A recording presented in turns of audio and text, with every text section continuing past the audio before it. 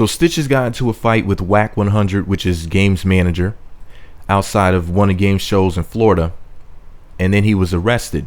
A lot of people had no idea why Philip Castabanis, or Stitches, was arrested by the Miami Police Department. I'm going to read to you what TMZ said was the reason for it. Now, remember, this is just TMZ's news reporting.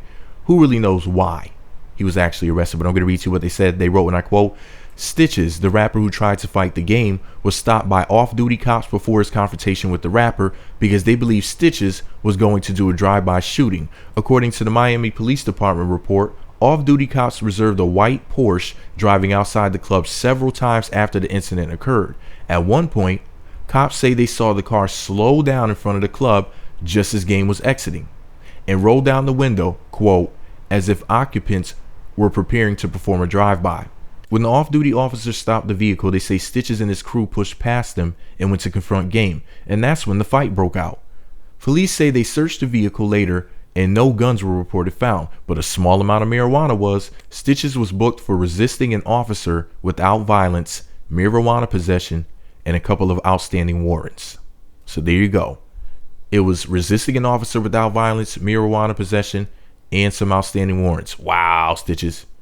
He was riding dirty, allegedly.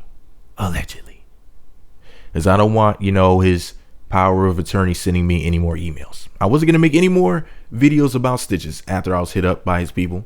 I was just not even going to mention this guy's name. But this right here is too big for me to not speak about. All I'm going to say is this. I think the Stitches would not game out in a head-up fair fight. I mean, cowards roll in packs. And, people join gangs for a reason. I think that the gang joined the Bloods, allegedly, because he's overcompensating for the fact that he can't scrap. I mean, we saw what he did to 40 Glock. He had to videotape himself sucker punching 40 Glock, jumping 40 Glock, whatever was going on in the video. And then he complained about getting sued, talking about somebody's a snitch when he videotaped it himself, making himself a self-snitch. How do you snitch on yourself? Makes no sense.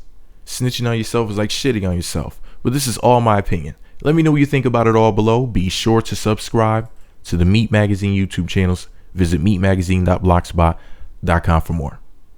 Gangs are for cowards. Follow @Meat Magazine on Twitter.